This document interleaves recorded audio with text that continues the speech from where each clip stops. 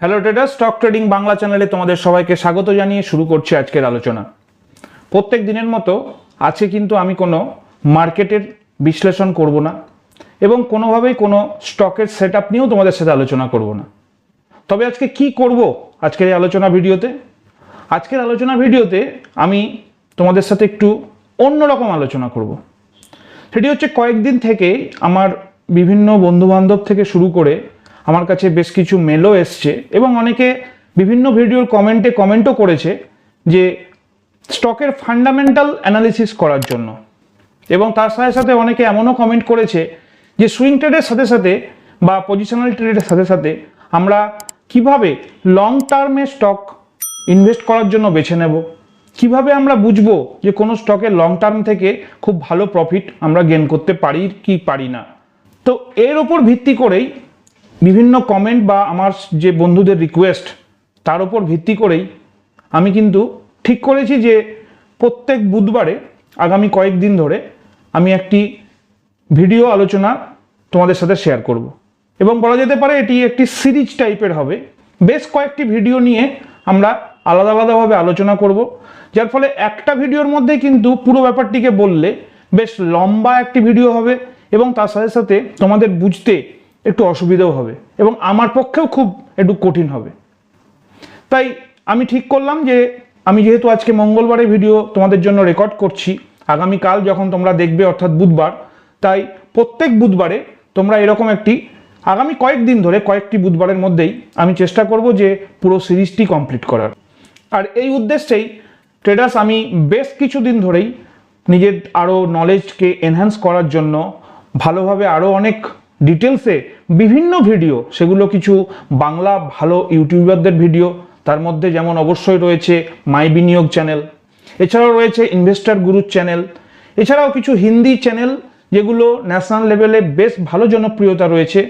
অবশ্যই আমার তো একদম মেন্টর বিজয় ঠাক্করজি রয়েছেন, এছাড়াও আরও অনেক ভিডিও চ্যানেলগুলো থেকে আমি কিছু আমার এই ফান্ডামেন্টাল অ্যানালিসিস এবং কিভাবে আমি স্টক বেছে নেব, আগামী দিনে তাদের মধ্যে কি পোটেনশিয়াল তৈরি হচ্ছে সেটা বুঝবো, এবং সবচেয়ে বড় ব্যাপার ফান্ডামেন্টালের সাথে সাথে টেকনিক্যাল কিভাবে অ্যানালিসিস করব এবং টেকনিক্যালি অ্যানালিসিসের উপর ভিত্তি করেই সেই ফান্ডামেন্টাল স্টকে ঠিক কখন আমি এন্ট্রি নেব এবং কতক্ষণ পর্যন্ত, কত দিন পর্যন্ত, কত মাস বা বছর পর্যন্ত তার মধ্যে আমার পজিশন থাকবে এবং একসাথে আমি পুরো টাকা ইনভেস্ট করব কি না বা ধাপে ধাপে আমি আমার ইনভেস্টমেন্ট চালিয়ে যাব, এই সব কিছু ভালোভাবে তোমাদের সামনে রিপ্রেজেন্ট করার জন্য আমাকে অনেকটা পরিশ্রম করে অনেক ভিডিও দেখে তারপরে সেগুলোকে সামারাইজ করে আমি আমার মতো করে তোমাদের জন্য এখানে রিপ্রেজেন্ট করব বলেই এই সিরিজের কথাটি ভেবেছি।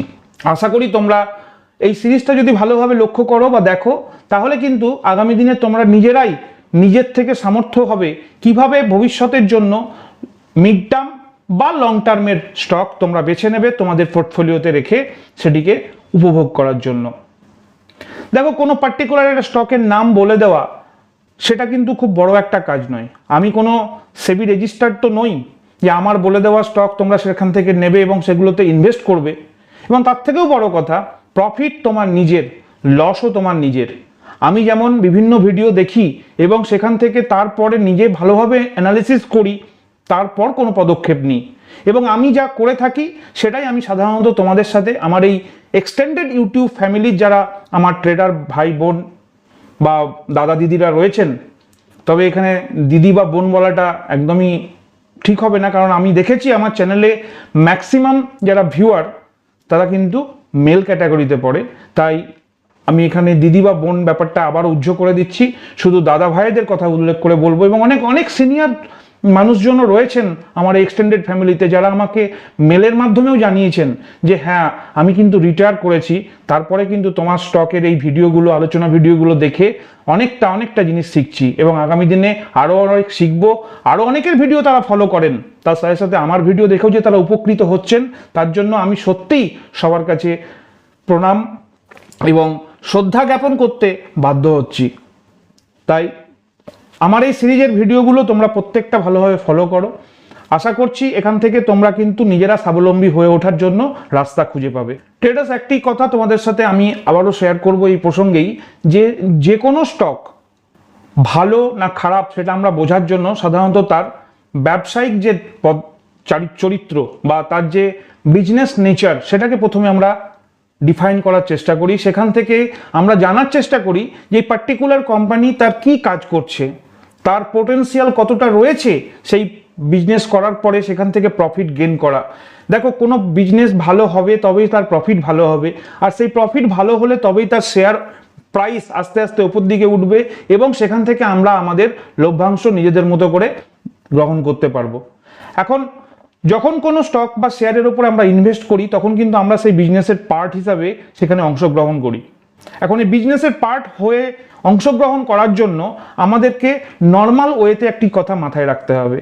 ধরে নিই যদি আমি কোনো একটি ব্যবসা বর্তমানে করার চিন্তাভাবনা করি, তাহলে সেই ব্যবসাটি করার জন্য সেই বিজনেসটির সমস্ত রকমের পরিকাঠামো আমাকে আগে থেকে তৈরি করতে হয়, যে আমি এই বিজনেস করলে আগামী দিনে কি করতে পারবো, এই বিজনেস করার জন্য আমার বিজনেস এরিয়াটা কীরকম রয়েছে, এর মধ্যে মূলধন বা ক্যাপিটাল কতটা লাগতে পারে, র মেটেরিয়ালস কি হওয়া উচিত, বিভিন্ন ধরনের ব্যাপার থাকে।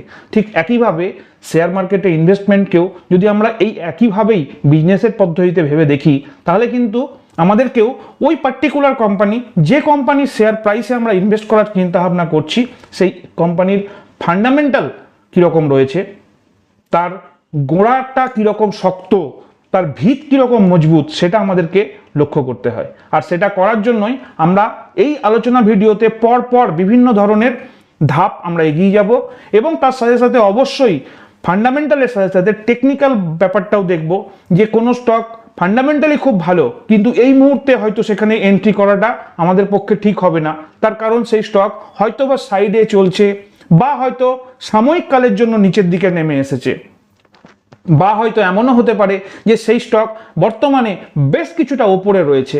সুতরাং সেটার জন্য আমরা আমাদের টেকনিক্যাল পার্টেও যাব।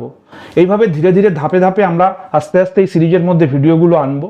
তবে আজকে আমরা যেটা করব সেটা হচ্ছে মূলত কতগুলো ফ্রি টুলস ব্যবহার করে। হ্যাঁ, আবারও বলছি, আমার চ্যানেলে সব কিছুই ফ্রি। আমি ফ্রিতে তোমাদের সাথে আমার যে শিক্ষা বা আমি যেগুলো শিখছি, প্রতিনিয়ত শিখে চলেছি, সেই শিক্ষা তোমাদের সাথে শেয়ার করছি। আমি এটা বলবো না কখনোই, আমি এই দৃশ্যটা দেখাতে চাই না যে আমি তোমাদেরকে শেখাচ্ছি। আমি তোমাদের সাথে আমার যে শিক্ষা, আমি যেটা শিখেছি বা শিখছি, সেই আমার প্রত্যেকটা নলেজ তোমাদের সাথে শেয়ার করছি। আর এই শেয়ার করার মধ্যে দিয়েই তোমরা কিভাবে নেবে সেটা সম্পূর্ণ তোমাদের ব্যাপার। এবং আমি অনুরোধ করব যে ভালোভাবে দেখে সেখান থেকে নতুন জিনিসগুলো শেখার চেষ্টা করো এবং পুরোপুরি নিজেরা স্বাবলম্বী হও। ট্রেডার্স, এতক্ষণ পর্যন্ত আমি শুধুমাত্র ইন্ট্রোডাকশন দিলাম যে আগামী দিনে আমার এই সিরিজটা কীরকম হবে এবং সিরিজের মধ্যে কি কি আসতে চলেছে। তাই বেশি সময় নষ্ট না করে, ভিডিওকে বেশি বড় না করে, এবারে আমরা সরাসরি চলে আসবো আমাদের স্ক্রিনে এবং স্ক্রিন শেয়ার করে আমরা ধাপে ধাপে আজকের যে প্রথম ধাপ সেই ধাপটি কমপ্লিট করব। আমরা আজকে কি করব? আজকে আমরা একটা বিশেষ টুল, যেটি একদম সম্পূর্ণরূপে ফ্রি, সেটি হচ্ছে skinner.com। সেটিকে ব্যবহার করে আমরা, এখানে কোনো পেড প্রমোশনের ব্যাপার নেই, আমি যেটা ব্যবহার করি তোমাদের সাথে সেটা শেয়ার করব। আমি ট্রেডিং ভিউ সাধারণত চার্ট অ্যানালিসিস করার জন্য এবং স্কিনার থেকে আমি ফান্ডামেন্টাল অ্যানালিসিস করার জন্য ব্যবহার করে থাকি। সুতরাং এই skinner.com-এ গিয়ে আমরা ধাপে ধাপে একের পর এক সেই ধাপগুলো আলোচনার মধ্যে নিয়ে আসব। চলো দেরি না করে এবারে আমরা চলে আসি আমাদের স্ক্রিনে। প্রথমে যেটি আমরা করব সেটি হচ্ছে একদম ব্রাউজারের মধ্যে skinner.in এটি লিখে সার্চ করব। তারপরে যখনই স্ক্রিনার খুলে যাবে আমরা প্রথমেই লগ ইন করে নেব। দেখো, আমার কিন্তু এখানে অলরেডি লগ ইন হয়ে রয়েছে। তাই লগ ইন করে নেওয়ার পরে এইরকম একটি স্ক্রিন তোমাদের সামনে উঠে আসবে। এই স্ক্রিনে এসে আমরা সাধারণত কি করি, যে কোনো একটি কোম্পানি যদি আমাদের মাথার মধ্যে আসে, যেখানে আমরা আমাদের ইনভেস্টমেন্ট বা ট্রেড বা যাই করি না কেন তার কথা যদি ভাবি, তাহলে আমরা প্রথমে এখানে লিখি সেই কোম্পানির পার্টিকুলার নাম এবং সেখান থেকে তার ফান্ডামেন্টালটাকে দেখার চেষ্টা করি। তা আমরা একবার নতুন করে একদম গোড়া থেকে ধরে নিচ্ছি এই মুহূর্তে ভারতী এয়ারটেল। আমি যদি ভারতী এয়ারটেল এই নামটিকে এখানে লিখে সার্চ করি, আমার পুরো কোম্পানির ডিটেলস, বর্তমানে কোম্পানি কি ব্যবসা করছে, অর্থাৎ তার নেচার অফ বিজনেস কীরকম, সেই কোম্পানির কি পয়েন্ট কীরকম, এবং তার সাথে সাথে এখানে কিন্তু একটা টেবিল ফরম্যাটে কতগুলো রেশিও বা কতগুলো সংখ্যা আমরা দেখতে পাচ্ছি।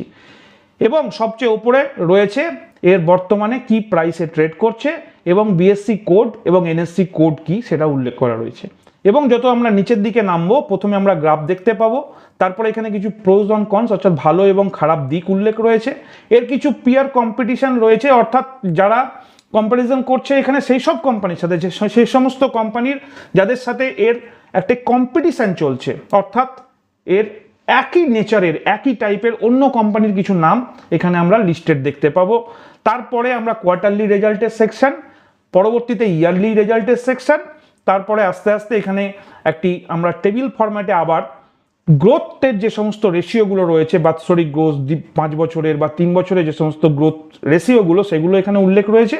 নিচে রয়েছে ব্যালেন্স শিট, তার নিচে রয়েছে ক্যাশ ফ্লো, তার নিচে রয়েছে একটি রেশিও অর্থাৎ আরওসি যে সমস্ত ক্যালকুলেশন সেগুলো, এবং একদম নিচে রয়েছে শেয়ার হোল্ডিং প্যাটার্ন, অর্থাৎ এখানে প্রমোটারদের কীরকম সংখ্যা, অর্থাৎ মালিক পক্ষের হাতে কতটা শেয়ারের স্টক রয়েছে, বা ফরেন ইনভেস্টরদের মধ্যে কতটা রয়েছে, বা ডোমেস্টিক ইনভেস্টরদের মধ্যে কতটা রয়েছে, অথবা আমাদের তার সাথে সাথে পাবলিক রিটেলারের হাতে, আমার তোমার মতো মানুষজনের হাতে কীরকম শেয়ারের পার্সেন্টেজ রয়েছে সেটা এখানে উল্লেখ রয়েছে।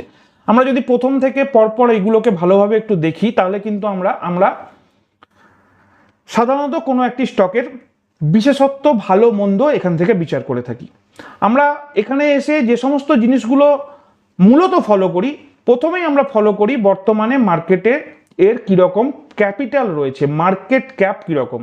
আমরা এখানে দেখতে পাচ্ছি যে ভারতী এয়ারটেল অলমোস্ট 10 লাখ করোড়ের মার্কেট ক্যাপিটাল নিয়ে বসে আছে। আমরা যখন আগামী দিনে আমাদের এই সিরিজ নিয়ে আগের দিকে এগিয়ে যাব তখন কিন্তু আমাদেরকে মাথায় রাখতে হবে মার্কেট ক্যাপ একটু কম হতে হবে। কোনো একটি কোম্পানি তার মার্কেট ক্যাপ যখন 10 লক্ষ কোটি টাকাতে পৌঁছে গেছে, সে তার মার্কেট ক্যাপ আর কতটা বাড়াতে পারবে? হ্যাঁ, অবশ্যই বাড়াতে পারবে। আমরা 10% to 15% শর্ট টার্মে গেইন করতে পারবো, কিন্তু লং টার্মের যে কথা বলছি, যেখানে প্রায় 100% অর্থাৎ ডবল বা তার থেকেও বেশি আর্ন করার যে সম্ভাবনা, সেটা কিন্তু অনেকটাই কঠিন হয়ে পড়ে, অনেকটা চ্যালেঞ্জের সম্মুখীন হতে হয়।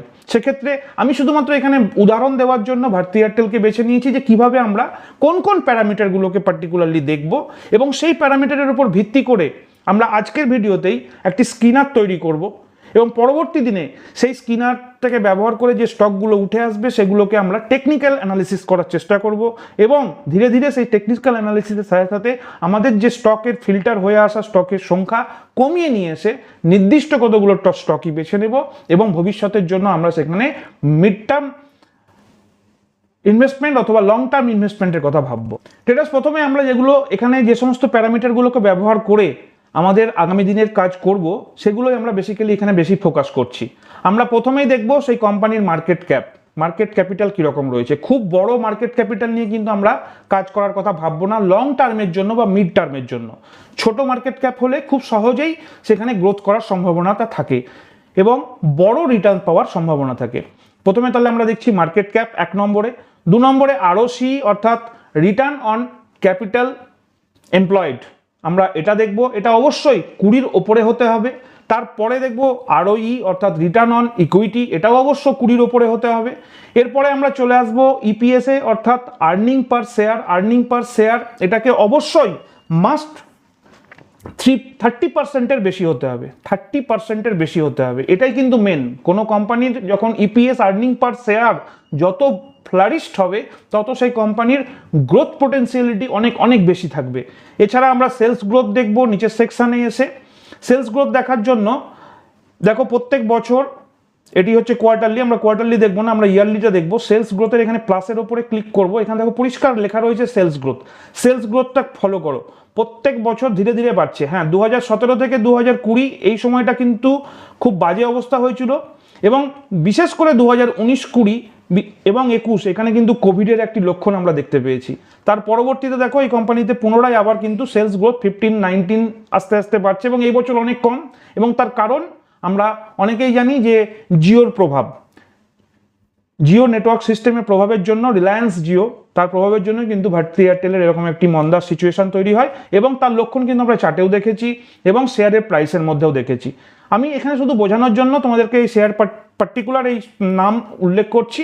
এটা কিন্তু আমি কোনো এই মুহূর্তের জন্য রেকমেন্ডেশনও করছি না, ভালো মন্দ সেরকমও বলছি না। আমি কী কী দেখবো সেগুলো দেখার জন্য একটা স্টক তো নিতে হবে, সেই কারণে ভারতী এয়ারটেলটাকেই বেছে নিয়েছি। এরপরে আমরা চলে যাব ইপিএস, যেমন বললাম অবশ্যই আমরা ইপিএস দেখব। হ্যাঁ, এখানে একটি অবশ্যই ওপিএম হচ্ছে operating profit margin. Operating profit margin কিন্তু অলওয়েজ আমাদের থাকতে হবে 15-এর কাছাকাছি বা 15-এর ওপরে। অপারেটিং যে ওপিএম থাকবে সেটা কিন্তু অবশ্যই 15-এর কাছাকাছি বা 15-এর ওপরে থাকতে হবে। এর ক্ষেত্রে কিন্তু যথেষ্ট ভালো, 45, 49, 51, 52 এরকম রয়েছে, যথেষ্ট ভালো। এরপরে আমরা একদম নিচে এসে একটা জিনিস এখানে দেখে নেব, সেটি হচ্ছে যে প্রোমোটারদের কীরকম সিচুয়েশন, অর্থাৎ শেয়ার হোল্ডিং প্যাটার্ন কীরকম রয়েছে। তবে কিন্তু আমরা যখন স্কিনার তৈরি করব তখন কিন্তু শেয়ার হোল্ডিং প্যাটার্নের ব্যাপারটা একদমই আসবে না। আমরা শুধুমাত্র 7টি বিশেষ প্যারামিটার ব্যবহার করব। সেই 7টি প্যারামিটার কি কি? সেই 7টি প্যারামিটার হচ্ছে মার্কেট ক্যাপ 1 নম্বর, 2 নম্বর ROE অর্থাৎ রিটার্ন অন ইকুইটি, তারপর ROCE অর্থাৎ রিটার্ন অন ক্যাপিটাল এমপ্লয়েড, দেন হচ্ছে অপারেটিং প্রফিট মার্জিন অর্থাৎ OPM, দেন আর্নিং পার শেয়ার গ্রোথ অর্থাৎ ইপিএস এর যে গ্রোথ সেটা, তারপর ডেট টু ইকুইটি অর্থাৎ কোম্পানির কোনো ধার রয়েছে কিনা এবং সেই ধারের নেচারটা কীরকম সেটাও আমরা অবশ্যই দেখব। এবং সেটাকে অবশ্যই হতে হবে 25%-এর নিচে, অর্থাৎ তার যে আর্নিং তার থেকে যেন ধার 25%, মিনিমাম 25% হয়ে থাকে। আর ফ্রি ক্যাশ ফ্লো, তার মধ্যে কীরকম ক্যাশ ফ্লো রয়েছে সেটাও আমরা দেখব। সেটা অবশ্যই 0-র থেকে বেশি হতে হবে, অর্থাৎ মিনিমাম একটা ভালো ক্যাশ ফ্লো, মানে বিজনেস করছে আর তার ক্যাশ জেনারেট করছে না সেটা যেন না হয়ে থাকে। সুতরাং এই প্যারামিটারগুলো আমাদেরকে মাথায় রাখতে হবে। এখন এর ওপর ভিত্তি করে আমরা প্রথমে বলেছিলাম একটি স্কিনার তৈরি করব এবং সেই স্কিনার থেকে বেছে নেব যে স্টকগুলো রয়েছে সেই স্টকগুলোকে আগামী দিনে আমরা টেকনিক্যাল অ্যানালিসিসের জন্য তুলে আনবো। সুতরাং এটি করার জন্য আমরা কি করব, দেখো এখানে স্ক্রিন বলে একটি অপশান আছে। আমরা যদি এই স্ক্রিনের ওপরে ক্লিক করি, এখানে কিন্তু একটা ক্রিয়েট নিউ স্ক্রিন অপশান আমরা দেখতে পাচ্ছি।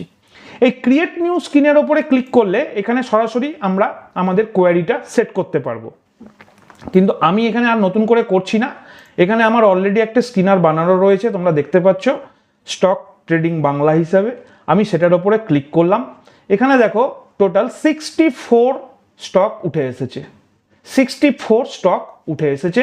এই 64 স্টক কিভাবে উঠে এলো, আমরা একটু নিচে গেলে আমাদের এই কোয়ারিটা এখানে ফুলফিল করছি। জাস্ট স্ক্রিনশট নাও, নিজেরা এটিকে তৈরি করো এবং এই 64 স্টক ম্যানুয়ালি একটা একটা করে আমাদেরকে চেক করতে হবে। আমাদের এই ট্রেডিং ভিউ সব এই ওয়েবসাইটের মধ্যে এসে কিভাবে করব, বেসিক জিনিস আমি তোমাকে একটি বেসিক জিনিস বলে দিই। এই যে এখানে ক্লোব ইন্ডিয়া, আমরা এটিকে কপি করলাম, এখানে এলাম, এখানে জাস্ট এটিকে পেস্ট করব। পেস্ট করার পরে এটিকে খুলে আমরা দেখে নেব যে এখানে কীরকম পজিশন তৈরি হচ্ছে। পরবর্তী দিনে নেক্সট ভিডিওতে আমরা আগামী যে সমস্ত ভিডিওগুলো আসবে এই সিরিজে, সেখানে আমরা এর টেকনিক্যাল অ্যানালিসিস করব এবং নির্ধারণ করব যে আমাদের এখন এখানে ঢোকা উচিত কি উচিত নয়, আদৌ এই স্টকের এন্ট্রি করার পর কোথায় কি হতে পারে সেই সম্পূর্ণ বিস্তারিত আলোচনা করব। আজকের ভিডিওতে আমরা এখানেই শেষ করার চেষ্টা করব যে শুধুমাত্র কিভাবে আমরা স্কিনারে একটি ফিল্টার তৈরি করে সেখান থেকে আমাদের যে স্টক নির্ধারণ করা, যে স্টকের মধ্যে আগামী দিনে গ্রোথ আমরা দেখতে পাবো বা আমাদের সেখান থেকে লং টার্ম বা মিড টার্মে ইনভেস্টমেন্ট করা সম্ভব। ওকে ট্রেডার্স, আজকের মতো আমরা এখানেই শেষ করব আমাদের এই আলোচনা ভিডিওতে। তাহলে বেসিক্যালি উঠে এলো যে ছোট করে জিস্ট আমি তোমাদেরকে করে দিই, আমরা সেই ধরনের ভিডিও এই আলোচনা ভিডিওর মধ্যে আনবো। একটা সিরিজ হতে চলেছে, যে সিরিজের ধাপে ধাপে আমরা ফান্ডামেন্টাল অ্যানালিসিসের সাথে সাথে ফান্ডামেন্টাল থেকে টেকনিক্যালে কীভাবে সেটাকে কনভার্ট করব, টেকনিক্যালে কনভার্ট করার পরে সেখান থেকে কিভাবে কখন এন্ট্রি নেব, আদৌ এন্ট্রি নেওয়াটা ঠিক না বেঠিক সেটাও আমরা সেখানে আস্তে আস্তে শিখব। ওকে ট্রেডার্স, আজকের মতো আলোচনা ভিডিও এখানেই শেষ করব। আজকের ভিডিওতে আমরা আমাদের সিরিজের প্রথম যে এপিসোড সেটি করার চেষ্টা করলাম, তোমাদের সাথে আলোচনা করলাম। আমি যেগুলো শিখছি বা শিখেছি সেই ধরনের শেখার জিনিসটি তোমাদের সাথে শেয়ার করলাম। তোমরা সেখান থেকে নিজেরা শেখো, নিজেরা স্বাবলম্বী হওয়ার চেষ্টা করো। নতুন নতুন স্টক শুধু বলে দিলাম আর সেখান থেকে তোমরা ট্রেড বা ইনভেস্টমেন্ট করলে লাভ হলেও তোমার, লোকসান হলেও তোমার। তাই লাভ লসের কথা মাথায় রেখে আগামী দিনে নিজেদের পথ চলার রাস্তা পরিষ্কার করতে হবে, নিজেদেরকে স্বাবলম্বী হতে হবে। পুরো ভিডিওটি দেখার পর যদি তোমাদের ভালো লেগে থাকে বা তোমরা এখান থেকে কিছুটা শিখতে পারো তাহলে অবশ্যই লাইক করো। লাইক করার সাথে সাথে বেশি বেশি করে শেয়ার করে ফ্রেন্ডস এবং ফ্যামিলি মেম্বারদেরকেও দেখার আর শেখার সুযোগ করে দাও। আর প্রতিদিনের মতো আজকেও অনুরোধ করে বলছি, চ্যানেলে নতুন হলে অবশ্যই চ্যানেলটিকে সাবস্ক্রাইব করে বেল আইকনটিকে প্রেস করে রাখো, ফলে নতুন ভিডিও দিলেই কিন্তু তোমরা নোটিফিকেশন পাবে এবং সেখান থেকে দেখতে ও শিখতে পারবে। প্রত্যেক বুধবার আবারও আমি তোমাদেরকে মনে পড়িয়ে দিচ্ছি, আগামী কয়েকটি বুধবার এর যে নেক্সট পার্ট এবং তারপরের পার্ট এভাবে কিন্তু সিরিজটি কমপ্লিট করার চেষ্টা করব। ট্রেডার্স আজকের মতো আলোচনা এখানেই শেষ করছি। ভালো থেকো, সুস্থ থেকো, দেখা হবে পরের ভিডিওতে। জয় হিন্দ, জয় ভারত।